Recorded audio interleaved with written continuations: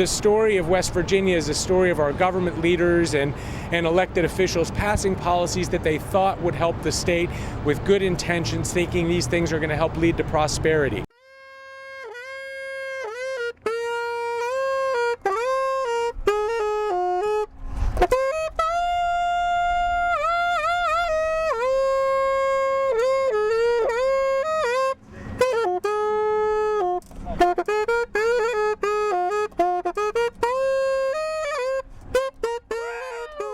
In terms of all of the 50 states, How much do you think West Virginia relies on capitalism for its economy? would you say bottom third, middle, top third? I'd say probably top third. I'd say people in West Virginia are hardworking people.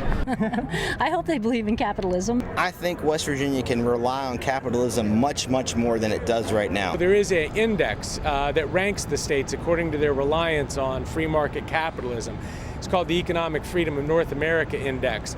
And in that index, West Virginia ranks dead last. We rank 50th in economic freedom. Because of its poor business climate, the companies like banks and things who can locate anywhere have mostly located in other places.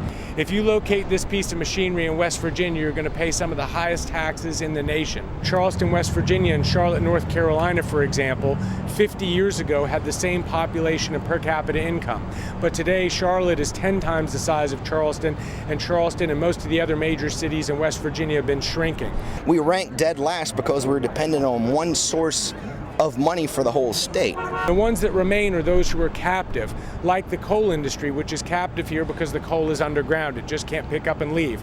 So it's one of the few industries that we have left in our state in the private sector to help create wealth. We have to respect the people that provided cheap, available energy for the last 100 years, and that's the coal industry.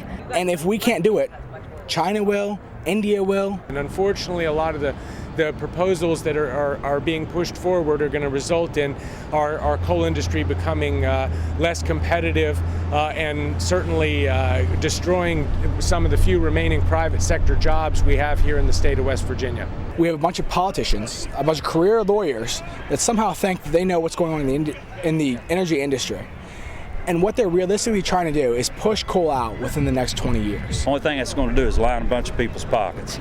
It doesn't have anything to do with the air you breathe, or the trees, or anything else. It's money. And that's all it is. It's rotten.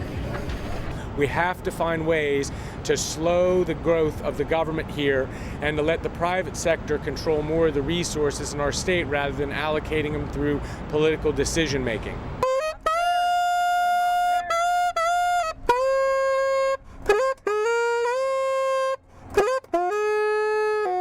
Boop, boop.